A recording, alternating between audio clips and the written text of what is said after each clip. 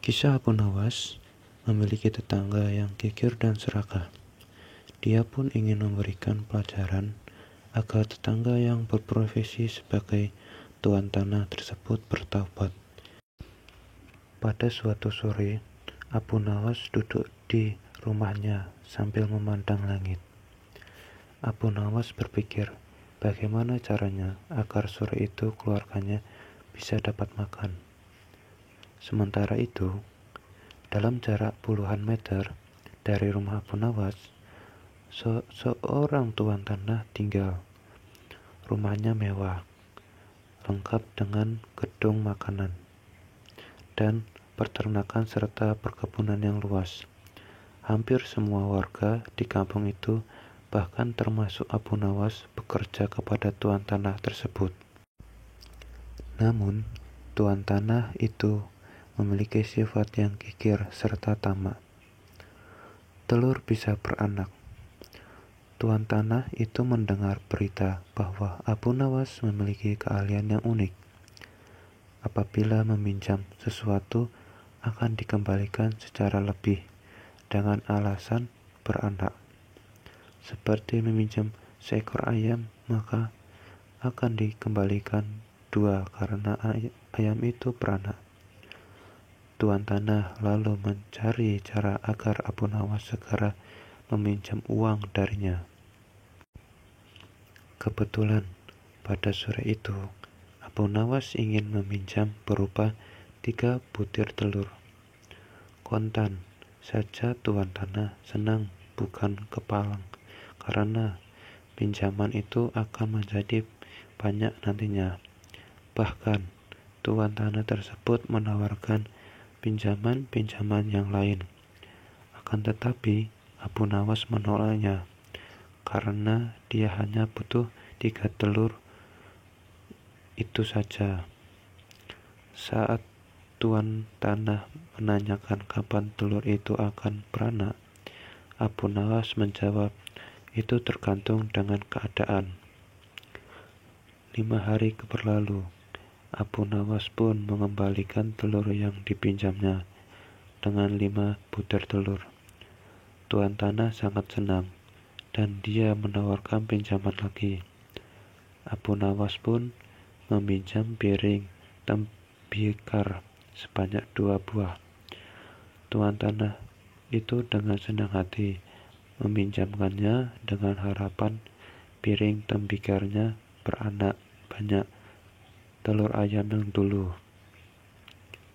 5 hari pun berlalu dan Abu Nawas mengembalikan piring tembikar sebanyak 3 buah. Walaupun tidak sesuai dengan yang diharapkan, tetapi hati si tuan tanah cukup gembira. Tak apalah bikin tuan tanah, karena bisa saja orang itu mempunyai anak tunggal, bahkan tidak memiliki anak. Mati mendadak. Pada hari selanjutnya, si tuan tanah menawarkan pinjaman uang senilai 1000 dinar.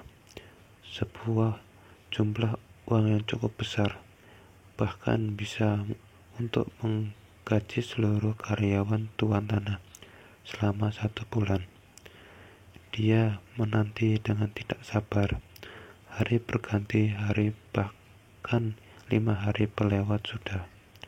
Tak terasa sudah berjalan 1 bulan dan Abu Nawas tak kunjung datang ke rumahnya. Karena tidak sabar, si tuan tanah mendatangi Abu Nawas dengan didampingi pengawalnya. Mulanya si tuan tanah gembira, namun dia marah besar setelah menerima penjelasan dari Abu Nawas. Sayang sekali tuan, uang yang saya pinjam bukannya beranak, malah 3 hari setelah saya bawa pulang mati mendadak, ujar Abu Nawas.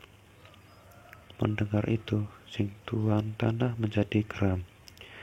Pengawalnya hampir saja memukul Abu Nawas, tapi untung saja tidak jadi karena ada rombongan pekerja yang baru pulang. Tuan tanah mengadukan Abu Nawas ke pengadilan dan berharap Abu Nawas digantung atau bahkan dihukum mati. Di depan hakim, Abu Nawas melakukan pembelaan dengan membeberkan semua persoalannya. Demikian juga dengan si tuan tanah. Pengadilan pun memutuskan bahwa Abu Nawas tidak bersalah karena sangat masuk akal kalau sesuatu yang bisa beranak pasti bisa mati. Seketika itu juga tuan tanah yang tamak itu pingsan selama beberapa hari, sulit untuk dibangunkan. Ia telah tertipu karena otaknya sendiri yang geger dan tamak dan pelit. Abu Nawas 2 kali terbebas dari kematian. Pada suatu hari, Abu Nawas berjalan-jalan hingga sampai di kampung pedalaman. Kampung tersebut berada di daerah gurun dan jauh dari tempat tinggalnya. Di kampung itu nampak keramaian, dan ternyata ada kerumunan orang yang sedang membuat bubur. Ketika Abu Nawas asik mengamati suasana, tanpa disadari ada puluhan pasang mata yang mengawasinya. Tidak berapa lama kemudian, Abu Nawas sudah tertangkap dan diikat oleh para penduduk setempat. Lalu dia pun dibawa ke tengah-tengah kerumunan orang yang sedang membuat bubur tersebut. Saat ada seseorang yang membawa golok tajam mendekatinya, Abu Nawas tidak tinggal diam saja. "Hei, kenapa aku ditangkap?" tanya Abu Nawas. Salah seorang dari mereka menjelaskan bahwa setiap ada orang asing, mereka akan menyembelih, lalu mencampurkannya ke dalam adonan bubur dan memakannya. Mendengar penjelasan itu, Abu Nawas ketakutan juga. Namun, meski dalam keadaan terjepit, dia masih sempat berpikir dengan jernih. Abu Nawas akan dijadikan campuran bubur. Kalian lihat saja, badanku kurus kering, jadi dagingku tidak banyak. Kalau kalian mau, besok aku bawakan temanku yang badannya gemuk, sehingga kalian bisa makan untuk 5 hari lamanya. Aku janji, maka lepaskan aku, kata Abu Nawas. Karena janjinya itu, akhirnya Abu Nawas dilepaskan. Abu Nawas berpikir keras untuk menemukan siasat agar dirinya berhasil membawa teman yang gemuk. Terlintas di pikirannya, Abu Nawas memikirkan bahwa sang Raja Harun ar-Rasyid seharusnya raja tahu kondisi ini, dan alangkah baiknya jika dia mengetahuinya sendiri, kata Abu Nawas dalam hati. Abu Nawas pun segera menghadap Raja Harun. Dengan berbagai bujuk rayu, akhirnya dia berhasil mengajak raja hanya berdua saja. Sesampainya di kampung pedalaman itu, tanpa banyak bicara, warga langsung menangkap raja. Abu Nawas pun segera meninggalkan kampung itu. Dalam hatinya dia berpikir, bila raja pintar, pasti dia akan bisa membebaskan dirinya. Tapi kalau tidak, maka raja akan mati.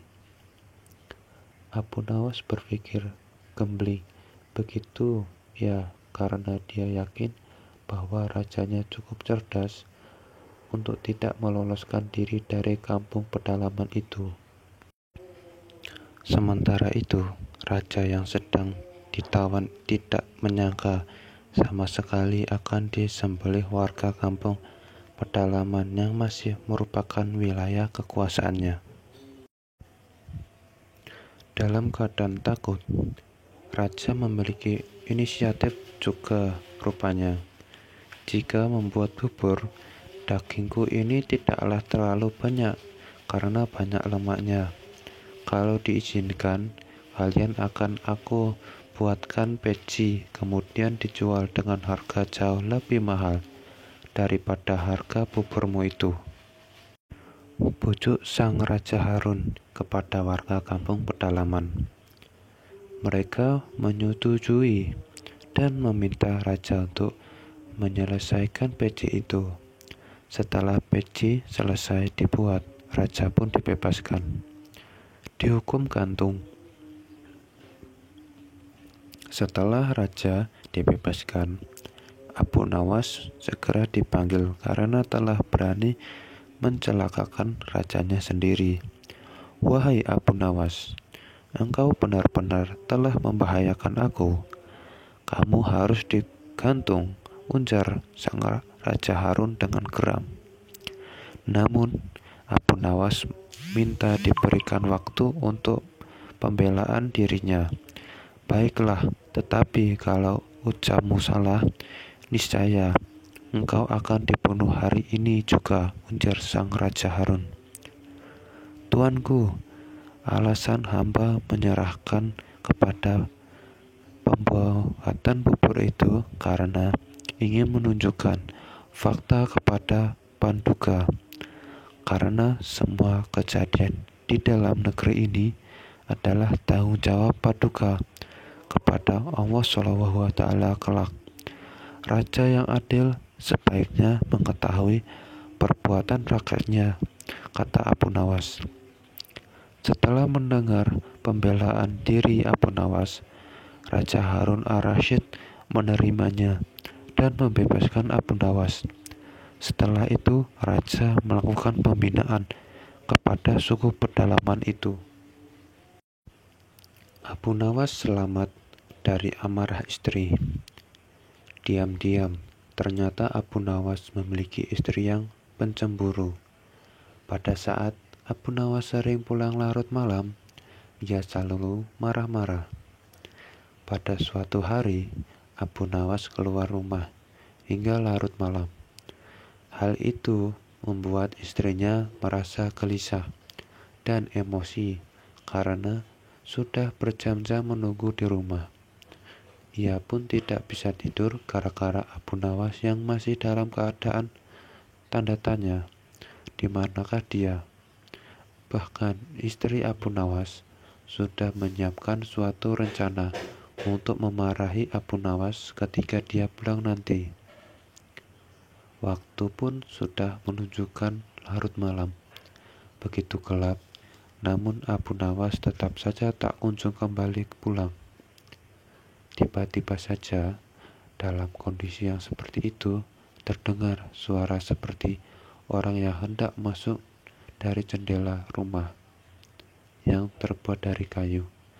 Mendengar suara itu, istri Abu Nawas pun langsung siap siaga untuk melancarkan aksinya.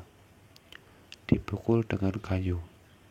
Ia menuju jendela sambil memegang sebatang kayu berukuran lumayan besar. Ia berpikir bahwa Abu Nawas sengaja masuk rumah melalui jendela karena takut diketahuan istrinya.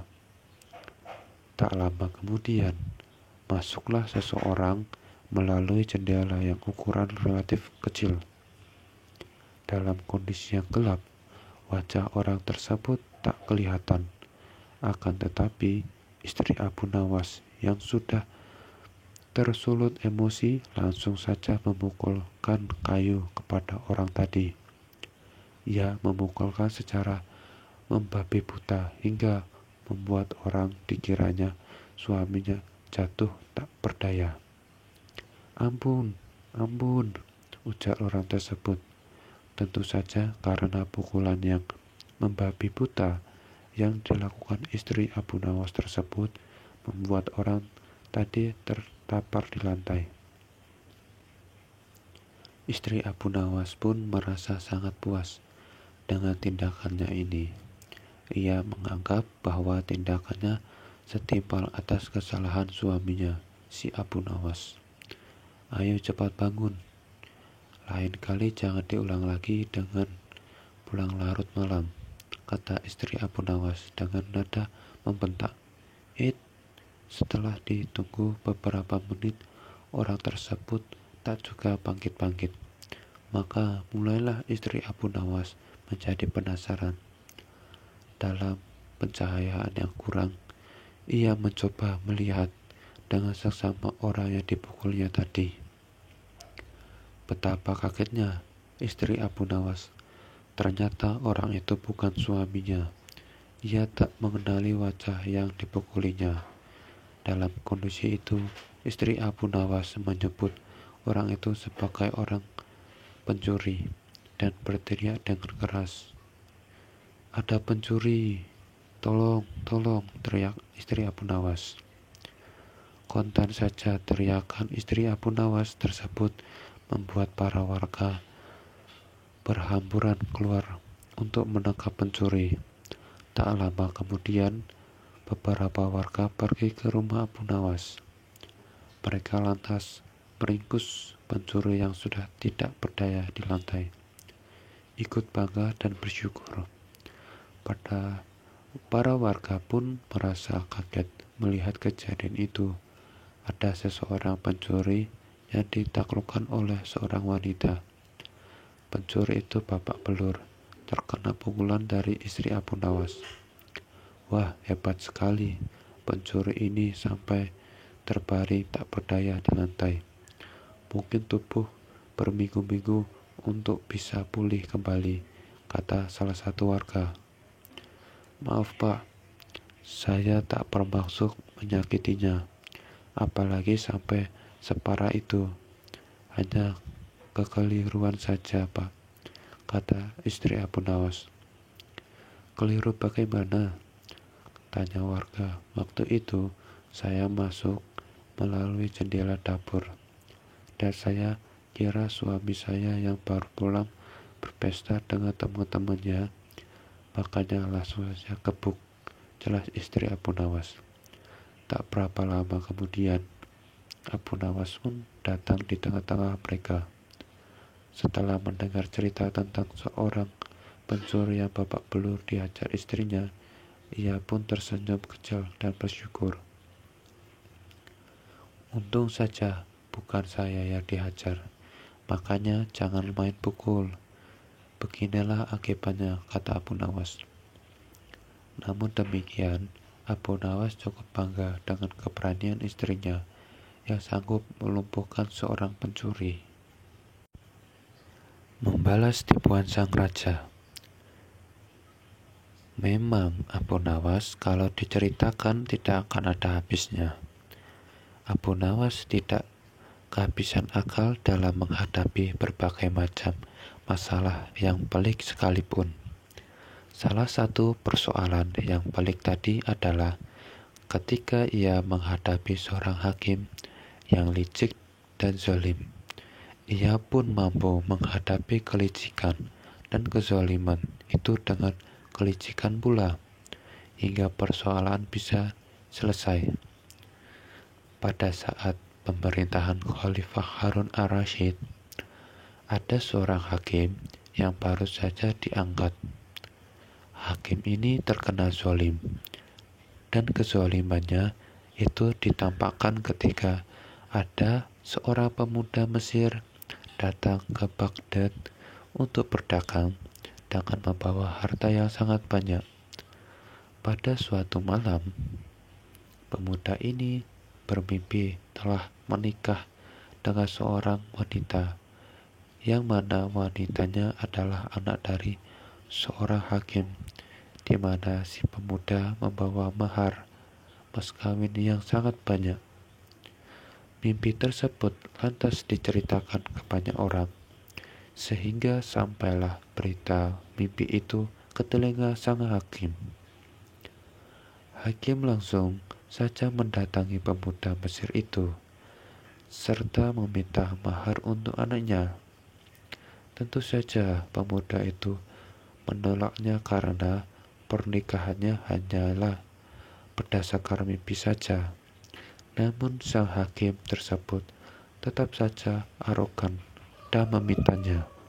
Sang hakim bahkan merampas semua harta pemuda Mesir itu hingga membuat pemuda itu sampai miskin. Bahkan si pemuda menjadi pengemis. Untung saja tak lama setelah itu dia ditolong oleh seorang wanita tua. Tidak terima dengan perlakuan sang hakim, wanita tua itu pun membawa pemuda Mesir kepada Abu Nawas untuk mengadu. Begitu pendapat pengaduan.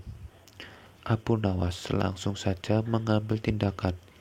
Ia mengajak semua murid yang diajarinya untuk datang malam hari dengan membawa kapak, cangkul, martin, dan batu.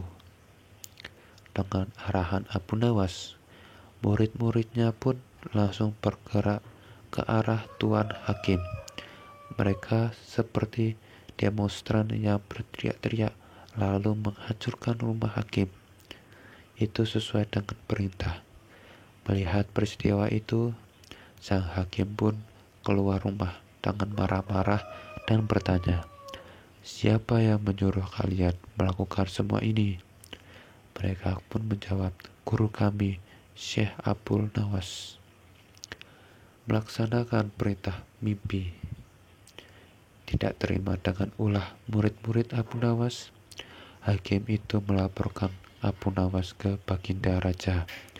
Pada keesokan harinya, pagi harinya, Abu Nawas dipanggil oleh Raja untuk menghadap. "Wahai Abu Nawas, mengapa kamu merusak rumah hakim?" tanya Baginda. "Wahai tuanku, itu semua karena hamba bermimpi, dan dalam mimpi itu justru Tuan Hakim sendiri yang menyuruh hamba untuk merusaknya, atau rumah Tuan Hakim sendiri," jawab Abu Nawas. Bagaimana Raja merasa aneh dengan jawaban itu dan bertanya, "Wahai Abu Nawas, hukum mana yang kau pakai itu?" Dengan tegangnya Abu Nawas menjawab, "Hamba memakai hukum yang juga dipakai Tuan Hakim yang baru saja ini, Baginda."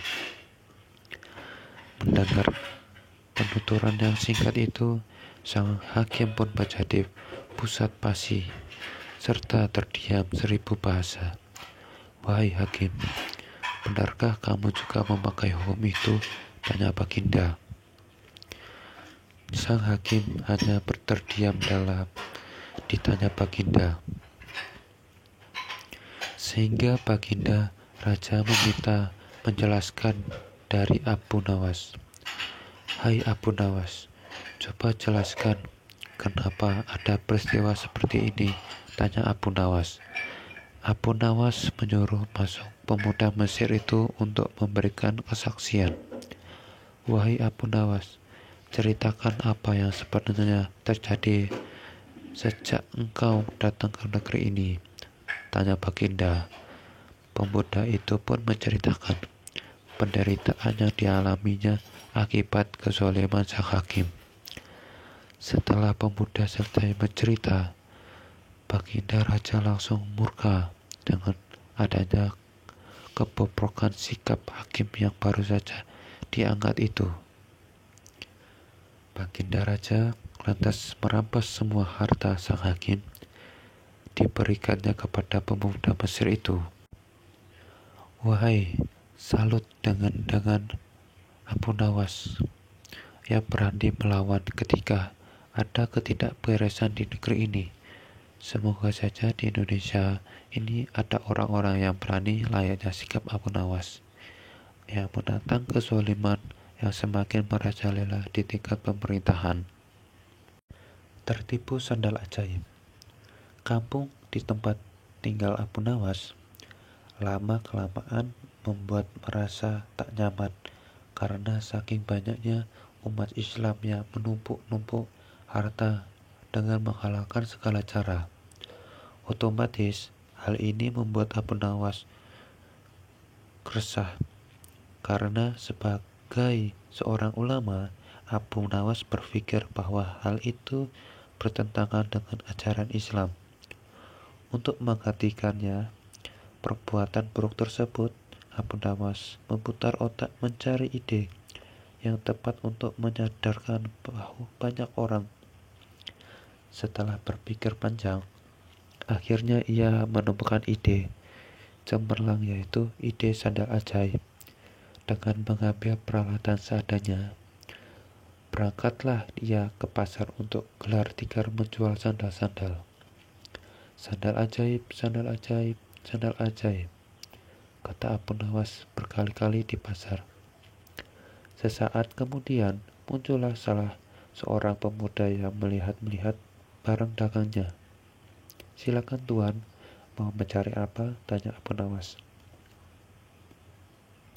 "Saya ingin mencari sandal yang bisa berubah hidupku yang miskin ini," jawab pemuda itu.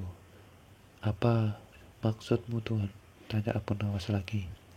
"Saya sudah lama hidup miskin dan ingin sekali kaya raya.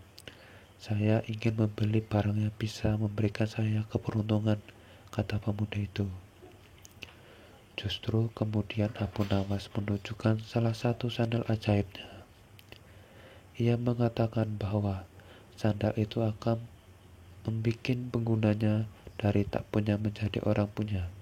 Karena tertarik, pembeli itu akhirnya menjadi juga membeli sandal ajaib itu dengan harga yang lumayan mahal. Si pemuda langsung saja memakai sandal ajaib itu berkeliling kampung dengan harapan semoga keberuntungan segera berpihak kepadanya. Akan tetapi, harapannya tak kunjung terwujud. Jangankan keberuntungan, si pemuda malah dikira pencuri di kampung tersebut. Untung saja para warga tak sampai menghakiminya.